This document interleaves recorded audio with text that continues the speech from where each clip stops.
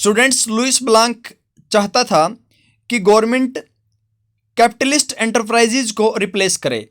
Capitalist enterprises होते हैं students पूंजीपति लोग। कैपिटल क्या होता है? पूंजी। जो पैसे वाले लोग या पूंजीपति लोग हैं उनको हटवाने की डिमांड कर रहा था गवर्नमेंट से। कौन? Louis Blanc. और ये फ्रांस का था। अभी स्टूडेंट्स बात करते हैं कि सोसाइटी को लेकर कार्ल मार्क्स और फ्रेडरिक एंगल्स के क्या विचार थे। कार्ल मार्क्स स्टूडेंट्स बहुत ही बड़ा नाम है हिस्ट्री में।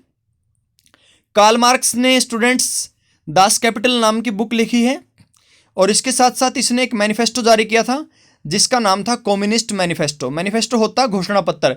जिस तरीके से पॉलिटिकल पार्टी अपने वादों का घोषणा पत्र जारी करती है इलेक्शन से पहले, तो उसी घोषणा पत्र को बोलते हैं आपके मैनिफेस्टो। तो स्टूडेंट्स, मार्क्स इंडस्ट्रियल सोसाइटी को कैपिटलिस्ट सोसाइटी मानता था। मीन्स इंडस्ट्री वालों को वो कैपिटलिस्ट कहता था, पूंजीपति कहता था। और इसके साथ साथ वो बोलता था कि इंडस्ट्रियलिस्ट या कैपिटलिस्ट लोगों का जो प्रॉफिट है वो वर्कर्स के द्वारा प्रोड्यूस होता है। मीन्स जो इंडस्ट्री के लोगों के पास में जो कैपिटल आई है या वो जो कैपिटलिस्ट बने हैं वो उनकी कैपिटल कहाँ से आई? उनकी पूंजी वर्कर्स से। आगे कार्ल मार्क्स ने कहा कि वर्कर की कंडीशन तब तक इम्प्रूव नहीं होगी जब तक प्राइवेट कैपिटलिस्ट मीन प्राइवेट पूंजीपति लोग प्रॉफिट एक्यूमुलेट करते रहेंगे, धन को इकट्ठा करते रहेंगे। एक्यूमुलेट मीन इकट्ठा करना। तो वर्कर के बारे में ये कहा कि वर्कर की कंडीशन तब तक नहीं सुधरेगी जब तक ये कैपिटलिस्ट लोग, पूंजीपति लोग ऐसे ही पैसा कमाते रहेंगे, धन को इकट्ठा करते रहेंगे। उसने अपील की वर्कर से स्टूडेंट्स कि आप कैपिटलिज्म को ओवरथ्रो कर दो। मीन्स इन पूंजीपति लोगों को आप उखाड़ फेंको। ओवरथ्रो मीन उखाड़ फेंकना, और कैपिटलिज्म पूंजीपति लोग होते हैं उनको। और प्राइवेट प्रॉपर्टी के रूल को भी वो खत्म करना चाहता था। तो वर्कर्स से कार्ल मार्क्स ने अपील की कि आप कैपिटलिज्म मीन पूंजीपति लोगों को और इसके साथ साथ प्राइवेट प्रॉपर्टी को उखाड़ दो, मीन्स उसको ख़त्म कर दो। मार्क्स चाहता था कि हमारे को एक रेडिकल सोशलिस्ट सोसाइटी बनानी चाहिए।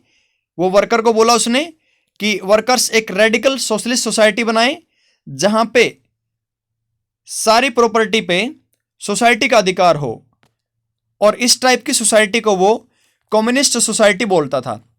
स्टूडेंट्स, मार्क्स रेडिकल था, उग्र स्वभाव का था और उसने वर्कर से अपील की कि आप एक रेडिकल सोशलिस्ट सोसाइटी बनाएं। इस सोसाइटी में सारी प्रॉपर्टी सोशली कंट्रोल्ड होगी, मीन सोसाइटी के हाथ में सारी प्रॉपर्टी होगी। और ऐसी सोसाइटी जिसमें सारी प्रॉपर्टी सोशली कंट्रोल्ड हो या सोसाइटी के हाथ में हो, वो ऐसी सोसाइटी को कम्युनिस्ट सोसाइटी कहता था Karl Marx. Students, Karl Marx अपनी कम्युनिस्ट सोसाइटी को फ्यूचर की नेचुरल सोसाइटी भी बोलता था। वो कहता था फ्यूचर की नेचुरल सोसाइटी कौन सी होगी? Communist society. अभी कोऑपरेटिव्स के बारे में बात करते हैं स्टूडेंट्स।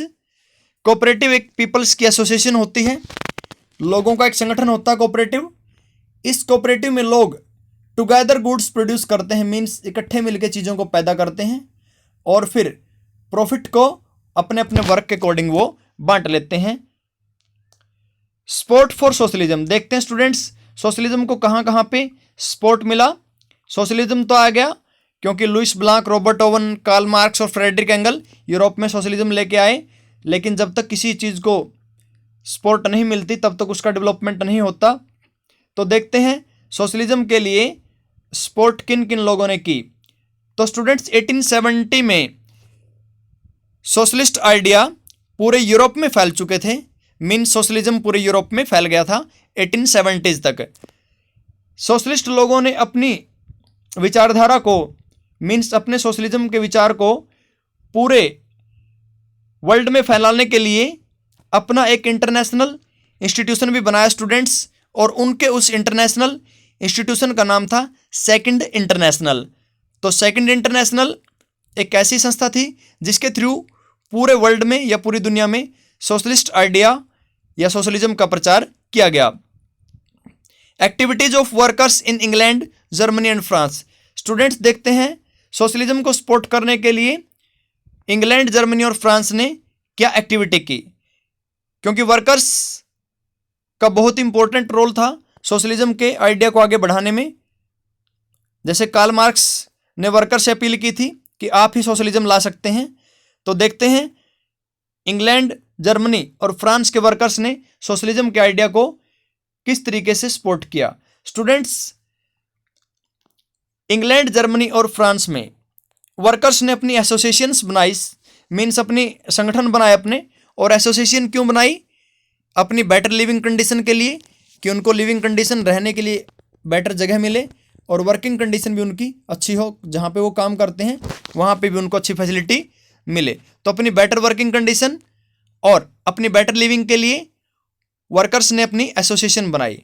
इसके साथ साथ स्टूडेंट्स, वर्कर्स ने अपने फंड भी सेटअप किए। फंड होता स्टूडेंट जो पैसा वर्कर इकट्ठा करते हैं मिलके, उसको बोलते हैं फंड। तो वर्कर ने अपने फंड सेटअप किए और ये फंड उन्होंने अपने मेंबर्स के डिस्ट्रेस के टाइम में हेल्प करने के पर्पज से किए थे सेटअप।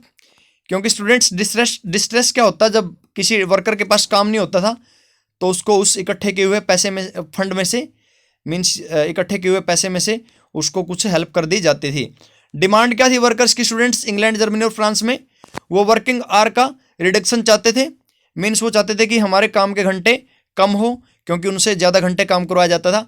इसके साथ साथ वर्कर्स की डिमांड थी राइट टू वोट। और स्टूडेंट्स देखिए, वर्कर्स ने कई जगह पे पार्टी भी बनाई अपनी और दूसरी पार्टीज के साथ मिलकर काम भी किया सोशलिज्म के आइडिया को फैलाने के लिए। एक पार्टी थी स्टूडेंट्स, सोशल डेमोक्रेटिक पार्टी। ये स्टूडेंट्स जर्मनी में बनी है पार्टी और इस पार्टी ने वर्कर्स की एसोसिएशंस के साथ में काम किया और पार्लियामेंट्री सीट भी जीती। इसके कुछ कैंडिडेट पार्लियामेंट में सीट जीत के भी गए। अभी बात करते हैं स्टूडेंट्स लेबर पार्टी।